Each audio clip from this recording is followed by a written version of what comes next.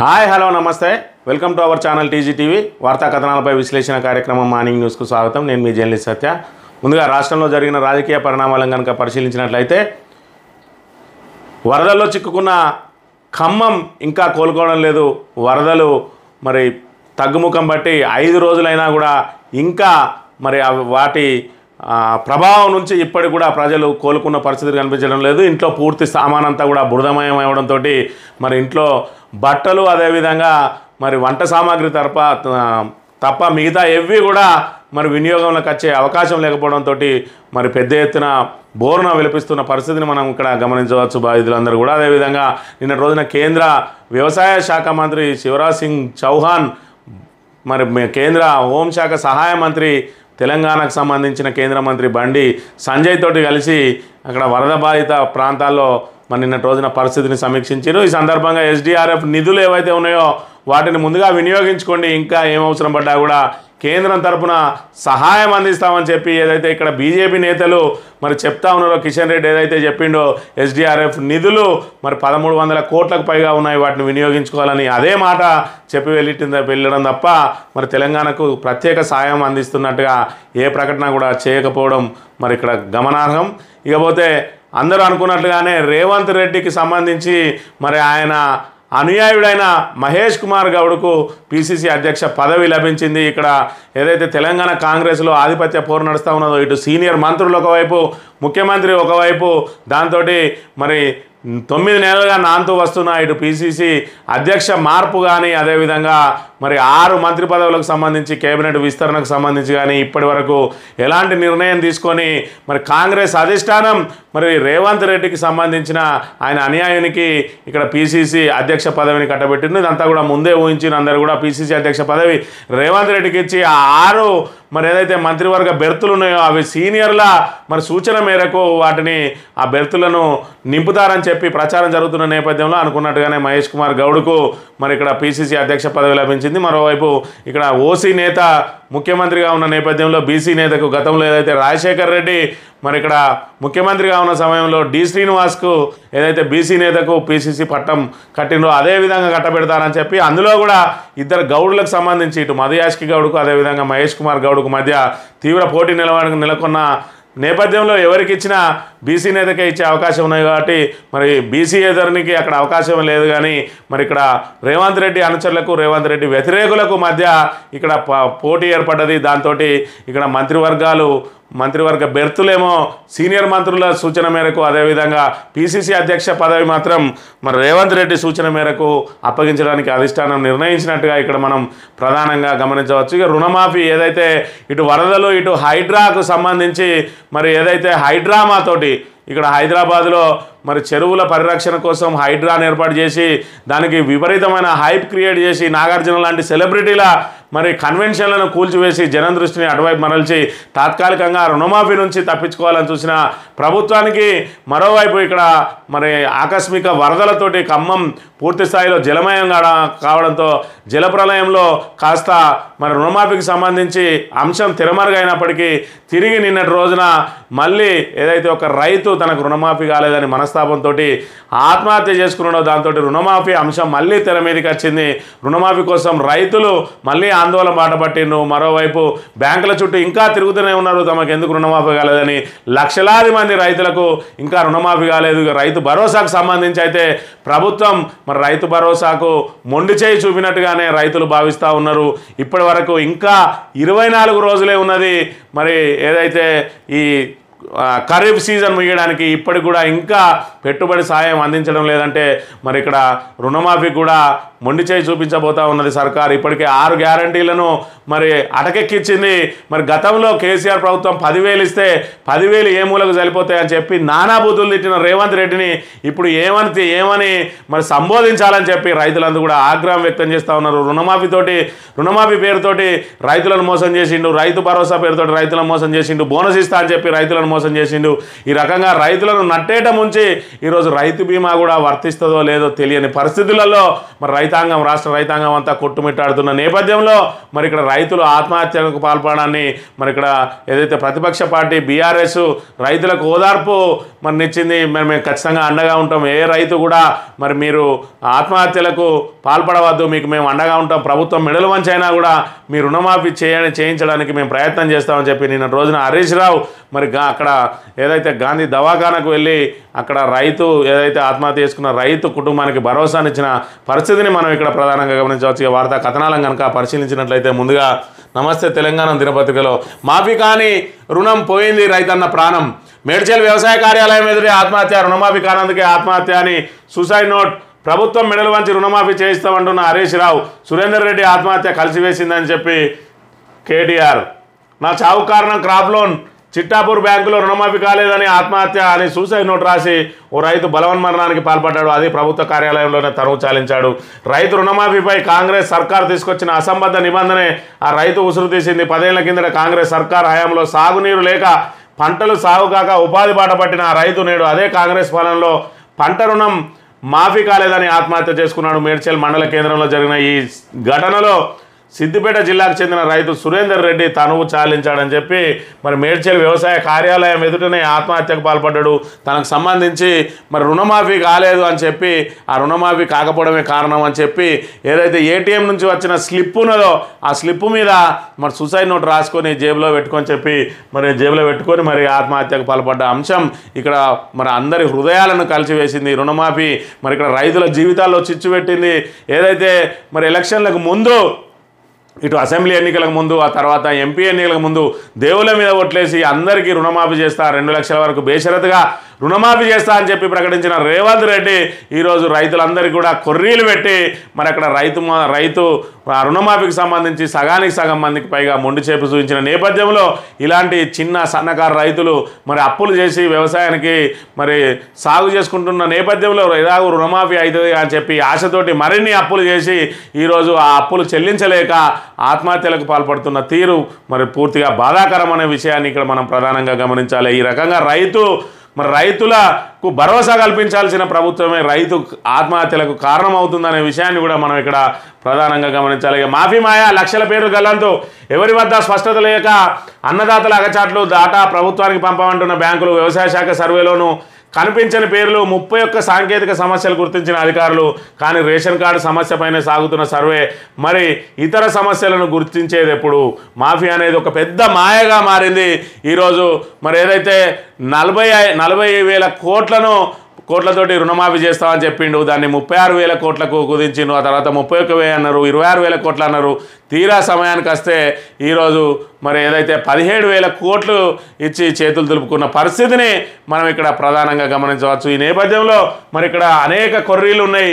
దానిలో 31 సాంకేతిక సమస్యలు గుర్తిస్తే కేవలం రేషన్ కార్డుకు సంబంధించిన సర్వే మాత్రమే ఇప్పుడు జరుగుతూ ఉన్నది. అది కూడా మరి అది సర్వే పూర్తయి వాళ్ళకు రుణమాఫీ జరుగుతుందనే మరి నమ్మకం అయితే లేదు. ఏదో రుణమాఫీ చేసేసామని చెప్పి చేతులు దులుపుకున్నది సర్కార్. ఇప్పుడు కంటి తుడుపు చర్యగా ఏదైతే రైతులు ఆందోళన బాట పట్టిందో వాళ్ళ ఆందోళన మీద నిప్పుల మీద నీళ్లు చల్లినట్టు మరి సర్వే పేరుతోటి ఆ ఆందోళనను తాత్కాలికంగా అదుపు చేయడం కోసం మరి సమస్యను సాగదీయడం కోసం సర్వేను మొదలుపెట్టిండు. మరి ఈ 31 సాంకేతిక సమస్యలకు సంబంధించి మళ్ళీ ఎప్పుడు సర్వేలు చేపడతారు, వాళ్ళకెప్పుడు మరి ఇక్కడ ఆ సాంకేతిక సమస్యల నుంచి బయటపడి వాళ్ళు రుణమాఫీకి అర్హులుగా మారుతారనే విషయంలో ఇప్పటివరకు ప్రభుత్వ అధికారులకు స్పష్టత లేని పరిస్థితిని మనం ఇక్కడ ప్రధానంగా గమనించవచ్చుగా. మంత్రికి చెప్పినా కాలే, 2018లో అప్పు తీసుకున్నాం, ప్రతి సంవత్సరం 2,000 చేసుకుంటా వస్తున్నాం, ఇప్పుడు మాఫీ కాలే, బ్యాంకుకు వెళ్ళి అడిగితే లిస్టు పంపినామన్నారు, అగ్రికల్చర్ ఆఫీస్కి పోయి అడిగితే మమ్మల్ని ఏం చేయమంటావు, నీ ఆధార్ కొడితే నో డాటా ఫౌండ్ అని చూపిస్తున్నది, ఇంకోసారి మా దగ్గరికి రాకండి అని చెప్తుండ్రు.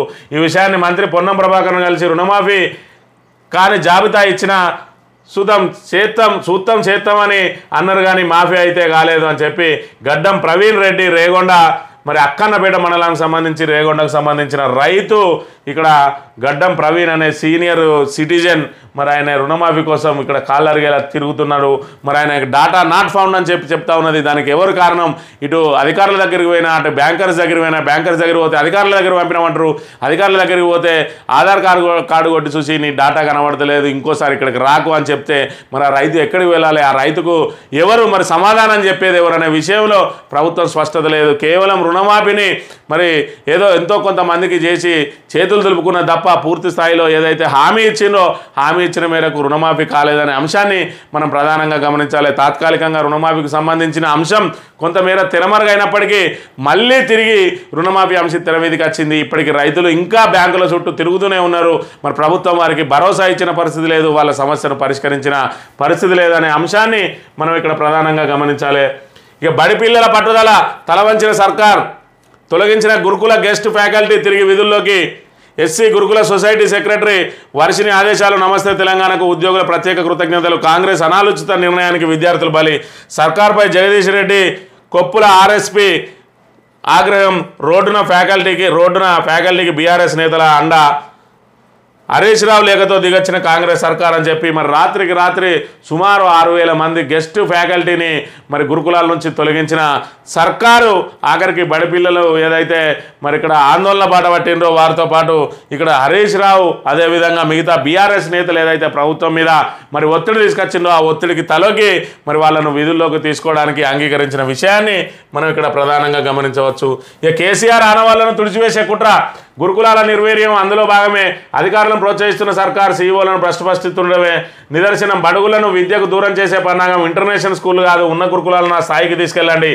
నమస్తే ఇంటర్వ్యూలో ఆర్ఎస్ ప్రవీణ్ కుమార్ అని చెప్పి కేసీఆర్ ఆనవాళ్లను తుడిచేస్తా అని చెప్పి మరి రేవంత్ రెడ్డి ఏదైతే రాగానే మరి కుట్రపూరిత ప్రకటనలు చేసిండో అందులో భాగంగానే ఈరోజు గురుకులాలు అనేటివి కూడా కేసీఆర్ మరి ఆయన ఆనవాళ్లకు ప్రతీకలు కాబట్టి ఆ గురుకులాలను కూడా పూర్తిగా నిర్వీర్యం చేసే కుట్ర జరుగుతూ ఉన్నది. అందులో భాగంగానే అందులో సౌకర్యాలు లేమి, అదేవిధంగా అధికారులను మరి ఏదైతే లెక్కలేనితనాన్ని, బాధ్యతారాహిత్యతనాన్ని కనీసం మరి దాని మీద సమీక్షలు చేయకపోవడం, వాళ్ళని ప్రశ్నించకపోవడం తోటి వాళ్ళు ఆడిందే ఆట పాడిందే పాటగా జరుగుతుంది. అంతిమంగా సర్కారు గురుకులాలను మూసేయదలుచుకున్నది కాబట్టి అధికారుల మీద కూడా ఎలాంటి చర్యలు చేపడతలేదు. మరోవైపు గురుకులాల్లో చదవడానికే మరి విద్యార్థులు మరి భయపడుతున్న పరిస్థితి, గురుకులాలకు తోలడానికి కూడా తల్లిదండ్రులు మరి జంకుతున్న పరిస్థితిని సృష్టించింది 9 నెలల్లో కాంగ్రెస్ ప్రభుత్వం. దానికి అంతటి కూడా గురుకులాలను పూర్తిగా నిర్వీర్యం చేసి మరి కేసీఆర్ ఆనవాళ్లను తుడిచిపెట్టాలని ఇక్కడ రేవంత్ సర్కార్ భావిస్తూ ఉన్నది. ఎన్నికల ముందు మేనిఫెస్టోలో ఇంటర్నేషనల్ స్కూళ్ళు పెడతా అన్నది, కనీసం ఉన్న గురుకులాలను కొనసాగించడానికి మరి వాళ్లకు చేతనైతే లేదని చెప్పి తీవ్ర స్థాయిలో మండిపడ్డాడు ఇక్కడ మరి ఆర్ఎస్ ప్రవీణ్ కుమార్ అనే విషయాన్ని మనం ఇక్కడ ప్రధానంగా గమనించాలి. ధాన్యం స్కామ్పై పెద్ద పిటిషన్, రాష్ట్ర సర్కార్కు హైకోర్టు నోటీస్. పూర్తి వివరాలతో కౌంటర్ దాఖలు చేయాలని చెప్పి ఆదేశం అని చెప్పి ఏదైతే ధాన్యం స్కామ్ జరిగింది మరి ఎక్కడైతే ఏదైతే రైతుల దగ్గర నుంచి ధాన్యం కొనుగోలు చేసిండ్రో అవి మరి ఇక్కడ గోడౌన్లలో ఉన్న ధాన్యాన్ని మరి ఇక్కడ ఏదైతే మరి సివిల్ సప్లై కేంద్ర పౌర సరఫరాల శాఖ స్వీకరించని ఎక్సెస్ మరి బియ్యం ఏవైతే ఉన్నాయో, వడ్లు ఏవైతే ఉన్నాయో వాటన్నిటినీ కూడా మరి టెండర్ల ద్వారా, గ్లోబల్ టెండర్ల ద్వారా పిలిచింది. మరి మిల్లర్లే 2100కు కొంటమన్నప్పటికీ కూడా 1885 నుంచి సుమారు 2006 రూపాయల వరకు మరి బిడ్డర్లకు ఇచ్చేసింది. ఆ బిడ్డర్లు ఆ ధాన్యాన్ని అక్కడి నుంచి తరలించకుండా మిల్లర్లతోటే బేరసారాలు చేస్తూ ఉన్నారు. 2200 ఇవ్వాలని చెప్పి మిల్లర్ల మీద ఒత్తిడి చేస్తున్న నేపథ్యంలో సుమారు 800 కోట్ల రూపాయల స్కామ్ జరుగుతూ ఉన్నది. ఇటు ఏదైతే బిడ్డర్లు, అదేవిధంగా మరి ఇక్కడ పౌర సరఫరాల శాఖ మంత్రి ఉత్తమ్ కుమార్ రెడ్డి వీళ్ళిద్దరు కుమ్మక్కై 800 కోట్ల కుంభకోణం చేసిండ్రు. అదేవిధంగా ఏదైతే సన్న బియ్యం సేకరించిందో ఆ సన్న బియ్యాన్నే మరి ఇటు స్కూళ్ళకు కానీ మిగతా వాటికి కానీ తరలించకుండా వాటినేమో బిడ్డర్లకు 25 రూపాయల నుంచి 27 రూపాయలకు విక్రయించి మళ్ళీ 52 రూపాయలకు మళ్ళీ బిడ్డర్ల దగ్గర నుంచే కొనుగోలు చేయడానికి టెండర్లు వేసింది. దాని ద్వారా కూడా సుమారు 300 కోట్ల రూపాయల కుంభకోణం జరగబోతా ఉన్నదని చెప్పి మరి ఆధారాలతో సహా మరి ఇక్కడ ఏదైతే కోర్టుకు పిటిషన్ వేసింది. ఇప్పటికే దీని మీద అనేక ఆరోపణలు వచ్చినాయి. ఇటు బీజేపీ నాయకులు అయితేంది, ఇటు బీఆర్ఎస్ నాయకులు అయితేంది దీని మీద పూర్తి స్థాయిలో చేయడంతో ఏదైతే సన్న బియ్యానికి టెండర్లు విరిసిదో దాన్ని ఆ టెండర్లను రద్దు చేసిన పరిస్థితిని కూడా మనం ఇక్కడ గమనించవచ్చు. అయినప్పటికీ కూడా బిడ్డర్లకు ధాన్యం తరలింపు విషయంలో ఇంకా వాళ్ళకు సమయం పొడిగిస్తుండడాన్ని కూడా ఇక్కడ బీఆర్ఎస్ తప్పుపడతా ఉన్నది.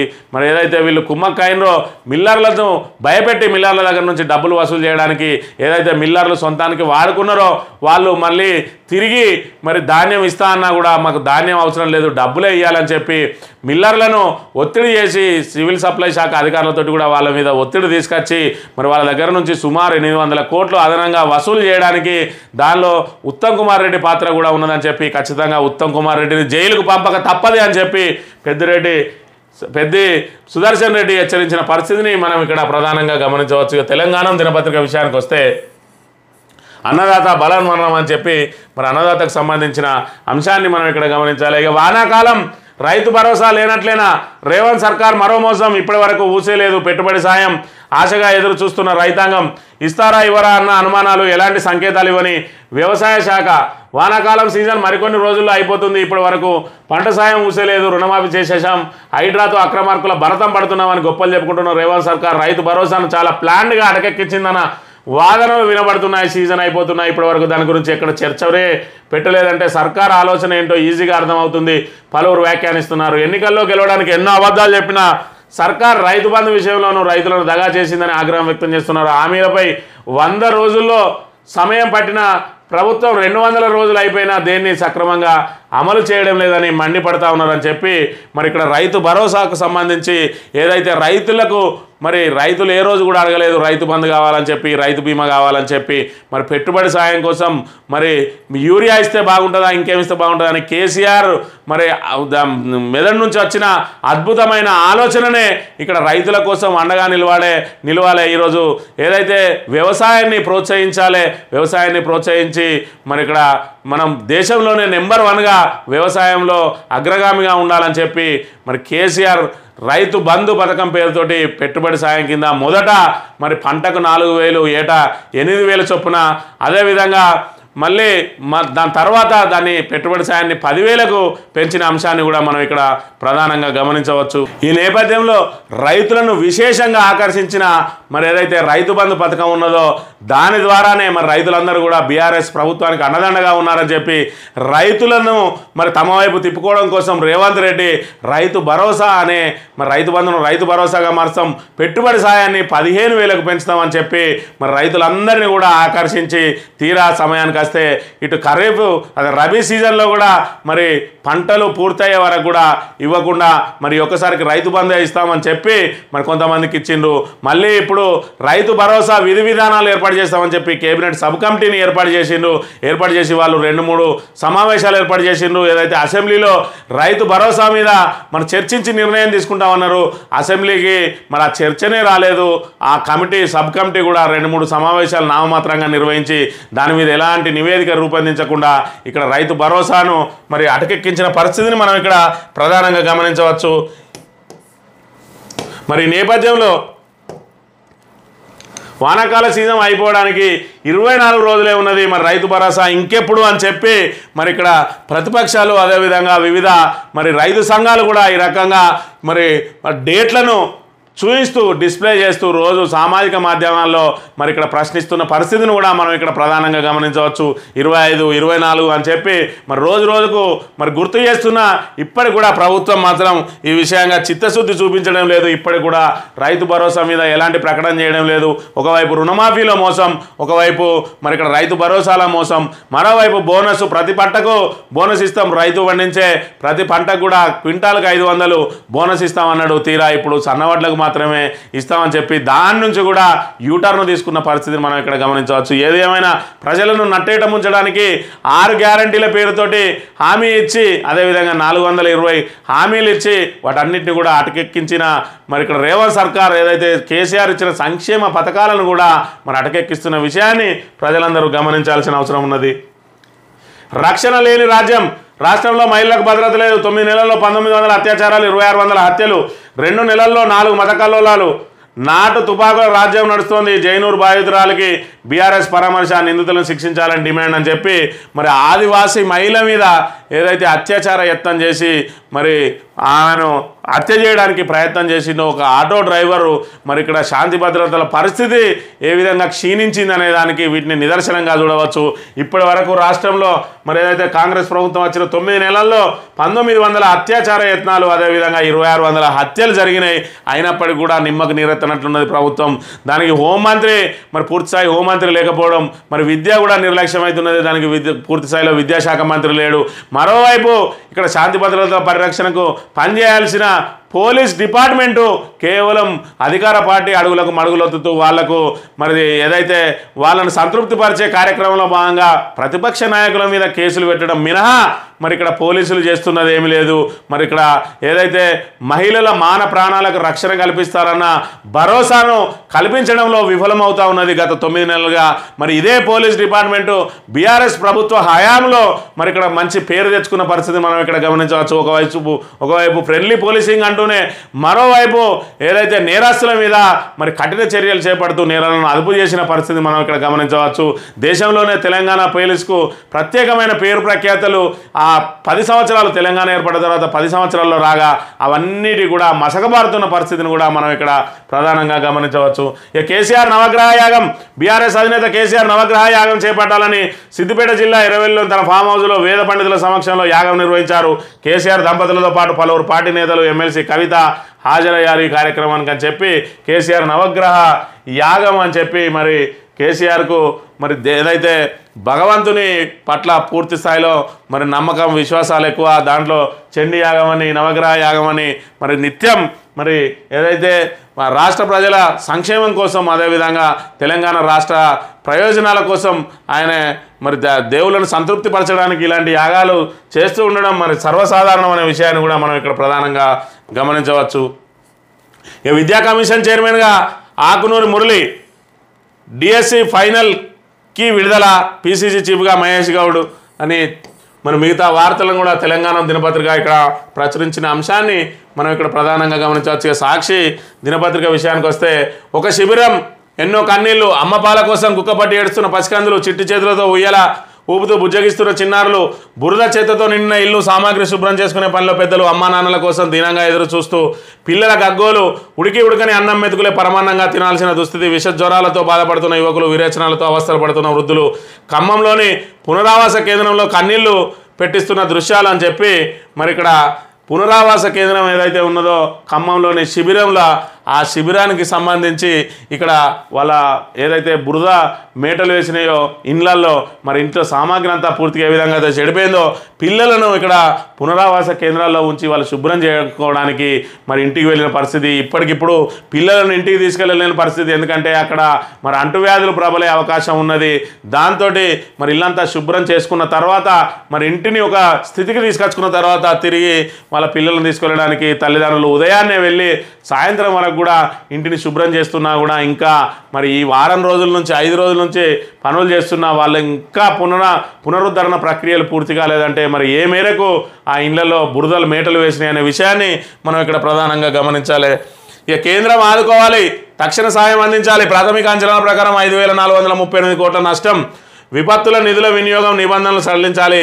తక్షణ మరమ్మతులు పనులకు నిర్దేశించిన రేటు పెంచాలి. కేంద్ర మంత్రి శివరాజ్ సింగ్ చౌహాన్తో ముఖ్యమంత్రి రేవంత్ రెడ్డి అని చెప్పి మరి ఇక్కడ వరద సాయానికి సంబంధించి 5,438 కోట్ల నష్టం జరిగింది ప్రాథమిక అంచనాల ప్రకారం. ఏదైతే ఎస్డిఆర్ఎఫ్ ఫండ్ ఆ ఫండ్ నిబంధనలను సడలించాలని చెప్తున్న పరిస్థితి. మరోవైపు శివరాజ్ సింగ్ చౌహాన్ మాత్రం మీ దగ్గర ఉన్న ఫండ్ను వినియోగించుకొని దాన్ని యూటిలైజేషన్ సర్టిఫికేట్ ఇవ్వండి, ఆ తర్వాత మిగతా నిధులను విడుదల చేస్తాం, మీ దగ్గర 1,300 కోట్లకు పైగా ఉన్నాయని చెప్పి ఏదైతే కిషన్ రెడ్డి చెప్పిండో అదే మాటను ఆయన తిరిగి చెప్పి మరి చిల్లి గవ్వకుండా భరోసా ఇవ్వకుండా భరోసా ఇవ్వకుండా వెళ్ళిన పరిస్థితిని మనం ఇక్కడ ప్రధానంగా గమనించవచ్చు. ఆంధ్రజ్యోతి విషయానికి వస్తే, సాయం చేయండి, వరద బాధిత తెలంగాణను ఆదుకోండి అని చెప్పి ఇక్కడ బండి సంజయ్, అదేవిధంగా కేంద్ర మంత్రి శివరాజ్ సింగ్ వాళ్లకు మరి శాల్వాలు కప్పి మరి ఇక్కడ సాయాన్ని కోరిన పరిస్థితిని మనం ఇక్కడ ప్రధానంగా గమనించవచ్చు. 85% జిల్లాలో అసాధారణ విపత్తులు. ఏపీ, తమిళనాడు, కర్ణాటకలో పెరుగుతున్న కరువు. వరద నుంచి కరువుకు మారిన జిల్లాల్లో Palamuru, Nalgonda, Kurnool. EPI global ESRI India అని చెప్పి 85 జిల్లాల్లో అసాధారణంగా విపత్తులు మరి ఇక్కడ సంభవిస్తూ ఉన్నాయి. ఏపీ, తమిళనాడు, కర్ణాటకలో పెరుగుతున్న కరువు అని చెప్పి మరి ఇక్కడ వరద నుంచి కరువుకు మారిన జిల్లాల్లో పాలమూరు, నల్గొండ, కర్నూలు అని చెప్పి ఈపీఐ గ్లోబల్ అనే సంస్థ, అదేవిధంగా ఈఎస్ఆర్ఐ అనే ఇండియా అనే సంస్థలు మరి ఇక్కడ సర్వే చేసి దానికి సంబంధించిన అంశాలను ప్రచురించింది. ఈ రాజధానిలో వర్షం, రోడ్లపై మోకాళ్ళలోతు నీరు, సోమ మంగళవారాల్లో భారీ వర్షాలు, ఆరెంజ్ అలర్ట్ అని చెప్పి మరి ఇక్కడ ఇంకా వర్షాలు తగ్గుముఖం పట్టడం లేదు.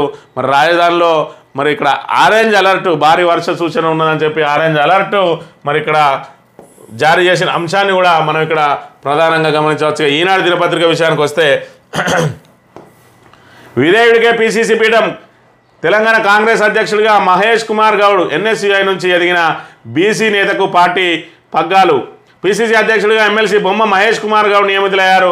ప్రస్తుతం రాష్ట్ర కాంగ్రెస్ కార్యనిర్వాహక అధ్యక్షునిగా ఉన్న ఆయనకు పదోన్నతి కల్పించారు. పిసిసి అధ్యక్షుడి ఎంపికలో విధేయతకే పార్టీ అధిష్టానం ప్రాధాన్యం ఇచ్చి ఆయనను ఎంపిక చేసినట్లు తెలుస్తూ ఉన్నది అని చెప్పి పిసిసి అధ్యక్ష పదవిని మరి ఇక్కడ అందరూ అనుకున్నట్టుగానే మహేష్ కుమార్ గౌడ్కే ఇచ్చిండు. ఎందుకంటే మహేష్ కుమార్ గౌడ్కే ఇవ్వాలని చెప్పి మొదటి నుంచి కూడా రేవంత్ రెడ్డి ఆయన కోసమే ప్రయత్నాలు చేస్తూ ఉన్నాడు. మరి సీనియర్లు అందరూ వ్యతిరేకించినప్పటికీ కూడా విధేయతకే పట్టం కట్టిందంటే మరి ఇక్కడ కాంగ్రెస్ అధిష్టానానికి విధేయుడనా, లేదంటే మరి ముఖ్యమంత్రి రేవంత్ రెడ్డికి విధేయుడు అని అంటే మొదటగా మరి రేవంత్ రెడ్డికి విధేయుడు, ఆ తర్వాత పార్టీ అధిష్టానానికి కూడా విధేయుడే.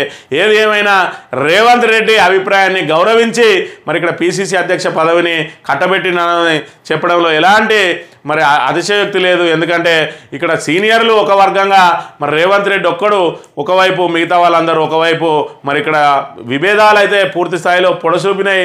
దానికి సంబంధించి రేవంత్ రెడ్డి ఒంటెత్తి పోకడలకు సీనియర్లు అందరూ కూడా కినుక వహించి మరి 9 నెలలుగా పిసిసి అధ్యక్ష పీఠం కానీ మన మంత్రివర్గ విస్తరణ మీద కూడా పీఠముడి అలాగే ఉండడానికి, చిక్కుముడి ఉండడానికి కారణం ఈ 2 వర్గాల మధ్యలో ఉన్న విభేదాలే. దానికి మరి 6 మంత్రివర్గ పదవులకు సంబంధించి ఆయన సొంతంగా లిస్టు తయారు తీసుకుపోయి అధిష్టానానికి ఇచ్చిండు. దాన్ని విభేదించిన మరి ఏదైతే సీనియర్ మంత్రులు మరి బట్టి విక్రమార్క, ఉత్తమ్ కుమార్ రెడ్డి లాంటి వాళ్ళు మరి మరో లిస్టును తయారు చేసుకొని పోయి వాళ్ళు కూడా అధిష్టానానికి ఇచ్చిండు. అదేవిధంగా పిసిసి అధ్యక్షునిగా మరి 2 బీసీలే ప్రధాన పోటీదారులుగా ఉన్నారు. ఒకరు మహేష్ కుమార్ గౌడ్కు రేవంత్ రెడ్డి అండదండలు ఉంటే మరి ఇక్కడ ఏదైతే మధు యాష్కి గౌడ్కు మరి మిగతా సీనియర్లందరూ కూడా అండగా ఉండి మరి ఇక్కడ పోరాటం జరిగింది పిసిసి అధ్యక్ష పదవి కోసం. దాంతో ఇక్కడ రేవంత్ రెడ్డికి పిసిసి అధ్యక్ష పదవి, మంత్రివర్గ విస్తరణకు సంబంధించి మరి సీనియర్ మంత్రులు సూచించిన వారి పేర్లను ఇవ్వడానికి అధిష్టానం మరి మధ్య మార్గంగా ఎంచుకున్నట్టుగా ఇక్కడ మనం ఇక్కడ గమనించవచ్చు. మంత్రివర్గానికి సంబంధించి కూడా తన సహచరులకే ఇప్పించుకోవడానికి రేవంత్ రెడ్డి అనేక ప్రయత్నాలు చేసినప్పటికీ కూడా అధిష్టానం ముందు ఆయన పాచికలు పారడం లేదు. ఆయన అభిప్రాయాన్ని గౌరవించి కొంతవరకు ఆయనకు కూడా వెసులుబాటు కల్పించి ఓన్లీ మన పిసిసి అధ్యక్ష పదవిని మాత్రమే ఆయన కోరిన మనిషికి ఇచ్చిండు. అందులో భాగంగా ఆయన విధేయుడైన మహేష్ కుమార్ గౌడ్కు ఈ పదవి వరించింది. మరోవైపు రేవంత్ రెడ్డి మరి అక్కడ సీనియర్ మంత్రులను లెక్కలోకి తీసుకోకుండా పోచారం శ్రీనివాసరెడ్డి, అదేవిధంగా దానం నాగేంద్ర లాంటి వాళ్ళను ఇక్కడ బీఆర్ఎస్ పార్టీ నుంచి తీసుకొని వాళ్ళకు మంత్రివర్గంలో చోటు కల్పిస్తామని హామీ ఇచ్చి ఈరోజు కాంగ్రెస్ అధిష్టానం వద్ద సీనియర్ల ఒత్తిడి మేరకు కాంగ్రెస్ అధిష్టానం ఇదే రేవంత్ రెడ్డితోటి ఇతర పార్టీల నుంచి వచ్చిన వాళ్లకు మంత్రి పదవులు ఇచ్చేది లేదని చెప్పి ఆయనతోటే ప్రకటన చేయించింది. దాంతో రేవంత్ రెడ్డి మరి కొంతమేర మనస్తాపం చెందినప్పటికీ కూడా చేసేదేమి లేక మరి ఇక్కడ పిసిసి అధ్యక్ష పదవి మీద పట్టుబట్టి సాధించుకున్నాడు. మంత్రివర్గ విషయంలో కూడా ఆయన పట్టుబడుతున్నప్పటికీ కూడా ఆయనను కాదని ఎవరైతే సీనియర్ మంత్రులు సూచించిండ్రో వాళ్ళ పేర్లే రేపో ఎల్లుండో అనౌన్స్ కాబోతా ఉన్నట్టుగా కూడా ఇక్కడ మనం ప్రధానంగా గమనించవచ్చు. అధైర్యపడవద్దు, అండగా ఉంటాం, రాష్ట్ర ప్రభుత్వంతో కలిసి వరద బాధితులను ఆదుకుంటాం. కేంద్ర మంత్రి శివరాజ్ సింగ్ చౌహాన్ గత ప్రభుత్వం ఎస్డిఆర్ఎఫ్ నిధులను సరిగ్గా వినియోగించుకోలేదని విమర్శ. ఇటు బీజేపీ అయినా ఇటు కాంగ్రెస్ అయినా మరి ఏ విషయమైనా, ఏ విపత్తు వచ్చినా, ఏ సమస్య వచ్చినా కూడా గత ప్రభుత్వాన్ని ఆడిపోసుకోవడం తప్ప వీళ్ళు ఇప్పుడు వచ్చి మరి ఏం చేస్తున్నాం, శివరాజ్ సింగ్ చౌహాన్ వచ్చిండు, మరి రాష్ట్రానికి ఏమి ఇవ్వబోతా ఉన్నాం, మరి ఏ మేరకు నష్టం జరిగింది, 5,400 కోట్లు సుమారుగా మరి ప్రాథమిక అంచనా వేసిన రేవంత్ రెడ్డి. అందులో తక్షణ సాయం కింద మేము 1000 కోట్లు ఇస్తామా, 2,000 కోట్లు ఇస్తామా అనేది చెప్పకుండా ఎస్డిఆర్ఎఫ్ నిధులు మీ దగ్గర ఉన్నాయి, వాటిని వాడుకోండి అని చెప్పి చావు కబుర్లు నోరు చల్లగా చెప్పి ఇక్కడ నుంచి జారుకున్నాడు శివరాజ్ సింగ్ చౌహాన్ అనే విషయాన్ని మనం ఇక్కడ గమనించాలి. మరోవైపు చూసుకున్నట్టయితే ఎస్డిఆర్ఎఫ్ ఏదైతే విపత్తు నిధులు ఉన్నాయో ఆ నిధుల వినియోగానికి సంబంధించి మరి ఇక్కడ ఆ నిధులను సక్రమంగా వినియోగించుకోలేదని చెప్పి ఈరోజు కేంద్రం చెప్తా ఉన్నది. మరోవైపు నిబంధనలు సడలించాలని రేవంత్ రెడ్డి చెప్తా ఉన్నాడు. అంటే అర్థం ఏంటిది? దాన్ని దేనికోసం వినియోగించుకోవాలి? పునరుద్ధరణ చర్యలకు వినియోగించుకోవాలన్నా లేకపోతే నిర్మాణాలకు వాడాలన్నా దాని మీద నిబంధనలు కఠినతరం ఉన్నాయి. మనం చేసే సాయానికి సంబంధించి ఇప్పుడు ప్రతి మనిషికి 10,000 రూపాయల చొప్పున సాయం అందిస్తా అని చెప్పిండు రేవంత్ రెడ్డి. పంటల నష్టం కూడా 10,000 రూపాయలు ఇస్తామని చెప్పిండు. దాన్ని మాత్రం ఈ విపత్తు నిధుల నుంచి వాడుకోవడానికి అవకాశం లేదు. మరి నేపథ్యంలో వాటిని ఏ విధంగా వినియోగించుకుంటారు? వాటిని వినియోగించుకునే పూర్తి మరి వెసులుబాటు రాష్ట్రాలకు కల్పించకుండా దానికి నిబంధనలు ఏర్పాటు చేసి వాటిని అవసరాల మేరకు వినియోగించుకునే అవకాశం లేకుండా చేసి ఇప్పుడు మళ్ళీ ప్రభుత్వాల మీద ఆడిపోసుకుంటా ఉన్నది కేంద్ర ప్రభుత్వం. మన నిధులను సక్రమంగా వినియోగించుకోలేదని ఈరోజు రేవంత్ రెడ్డి ఆ 1,300 కోట్లను కూడా తక్షణం వినియోగించుకోలేకపోవడం కారణం నిబంధనలే. ఆ నిబంధనల ప్రకారం వినియోగించుకునే అవకాశం లేదు కాబట్టి నిబంధనలు సడలించమని చెప్పి కోరుతున్న పరిస్థితిని మనం ఇక్కడ గమనించాలి. ఆ నిబంధనలు కనుక సడలించకపోతే రేవంత్ రెడ్డి సర్కారు కూడా వాటిని మరి ఈ విపత్తు సాయం కింద ఏదైతే ఈ వీళ్లకు ఆ వరద బాధితులకు పూర్తి స్థాయిలో ఆ నిధులను మరి వినియోగించుకునే అవకాశం లేదనే విషయాన్ని కూడా మనం ఇక్కడ ప్రధానంగా గమనించవచ్చు. వ్యవసాయ కమిషన్ చైర్మన్గా కోదండరెడ్డి, విద్యా కమిషన్కు ఆకునూరు మురళి, బీసీ కమిషన్కు నిరంజన్ అధ్యక్షతన పాలక మండలి ప్రభుత్వం ఉత్తర్వులు జారీ అని చెప్పి మరి ఇక్కడ ఏదైతే బీసీ కమిషన్ను మరి దాని పదవీ కాలాన్ని కొంతమేర పొడిగించి మరి ఏదైతే ఈ బీసీల రిజర్వేషన్ అంశాన్ని అదే కులగణన అంశాన్ని తేలుస్తానని అనుకుంటే ప్రభుత్వం మరి కొత్త బీసీ కమిషన్ ఏర్పాటుకే మొగ్గు చూపింది. నిరంజన్ ఆధ్వర్యంలో బీసీ కమిషన్ పాలక మండలిని ఏర్పాటు చేసి మరి వాళ్ళందరూ కూడా ఇప్పుడు బీసీ రిజర్వేషన్కి సంబంధించి 42% ఏ విధంగా అమలు చేస్తారు, లేదంటే మరి బీసీ కులగణన మరి ఏ విధంగా చేపడతారనే దానికి నిర్ణయం తీసుకోవాల్సిన అవసరం ఉన్నది. కాబట్టి మరి ఇప్పుడు గతంలో ఏదైతే పత్రికలు చెప్తానో మరి స్థానిక సంస్థల ఎన్నికలు జనవరి వరకు సాగే అవకాశం ఉన్నదని మరి కొత్త బీసీ కమిషన్ ఏర్పాటుతోటి ప్రభుత్వం స్థానిక సంస్థల ఎన్నికలను జాప్యం చేయడానికే మరి సిద్ధమైందనే విషయాన్ని ఇక్కడ తేటతెల్లం అవుతూ ఉన్నది. మరోవైపు ఇప్పటికిప్పుడు ఎన్నికలు కనుక పెట్టినట్లయితే ఇటు రైతుల నుంచి పూర్తి స్థాయిలో వ్యతిరేకత ఉన్నది, ఇటు రుణమాఫీ రాక, ఇటు రైతు భరోసా రాక మరి అనేక అగచాట్లు పడుతున్న నేపథ్యంలో ఇదంతా కూడా సద్దుమణిగే వరకు ఇంకొక 4-5 నెలలు సమయం పట్టే అవకాశం ఉన్నాయి. కాబట్టి మరి దాన్ని జాప్యం చేయడానికే ఈ రకంగా బీసీ కమిషన్ ఏర్పాటు చేసిరు. పాత బీసీ కమిషన్ తోటి బీసీలో లెక్కలు తేల్చకుండా కొత్త కమిషన్ ఏర్పాటు చేసిరు. వాళ్ళకు 3-4 నెలల సమయం పట్టే అవకాశం ఉంటాయి. కాబట్టి స్థానిక సంస్థల ఎన్నికలు ఖచ్చితంగా జాప్యం అయ్యే అవకాశం ఉన్నదనే విషయాన్ని కూడా మనం ఇక్కడ గమనించాలి. విద్యాశాఖకు సంబంధించి మరి ముందస్తుగా ఊహించినట్టుగానే ఆకునూరి మురళిని కేటాయించిండు, అదేవిధంగా కమిషన్ చైర్మన్ ఇచ్చిండు.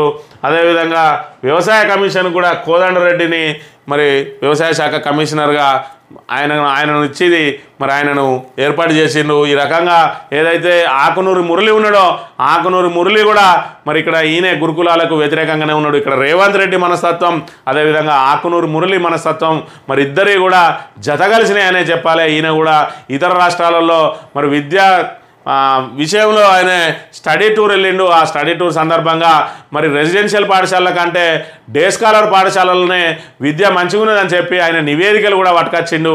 ఈ నేపథ్యంలో ఏదైతే గురుకులను నిర్వీర్యం చేద్దామని చెప్పి రేవంత్ రెడ్డి భావిస్తూ ఉన్నాడో దానికి అనుకూలంగానే ఆకునూరి మురళి ఉన్నాడు. కాబట్టి ఆయన విద్యాశాఖ కమిషన్గా చైర్మన్గా వచ్చింది. కాబట్టి మరి గురుకులాల్లో మరింత పటిష్టం చేస్తారని చెప్పి ఆశిస్తున్న తెలంగాణ ప్రజలకు మాత్రం నిరాశ తప్పదనే విషయాన్ని మనం ఇక్కడ ప్రధానంగా గమనించాలి. ఖచ్చితంగా కేసీఆర్ ఆనవాళ్లను మరి లేకుండా చేస్తామన్నారు. మరి గురుకులాలు అనేటివి అన్నీ కూడా కేసీఆర్ ఆనవాళ్ళే. కాబట్టి గురుకులాలను నిర్వీర్యం చేసి మరి ఇక్కడ కేసీఆర్ ఆనవాళ్ళు లేకుండా చేయడానికి ఇటు ఎస్సీ ఎస్టీ బీసీలను విద్యకు దూరం చేసే కుట్ర జరుగుతున్నదనడంలో ఎలాంటి అతిశయోక్తి లేదు. ఎందుకంటే గురుకులాల్లో ప్రైవేటుకు ధీటుగా విద్యార్థులు మరి మార్కులు తెచ్చుకున్న పరిస్థితిని మనం ఇక్కడ గమనించవచ్చు.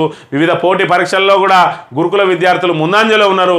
గురుకులాల ద్వారా విద్య పటిష్టమైన నేపథ్యంలో ఈరోజు గురుకులాలను నిర్వీర్యం చేయడం దేనికి సంకేతం అనే విషయాన్ని ప్రజలందరూ గమనించాలని కోరుతూ ఇది ఈరోజు మార్నింగ్ న్యూస్. తిరిగి రేపు కలుద్దాం. Thank you very much.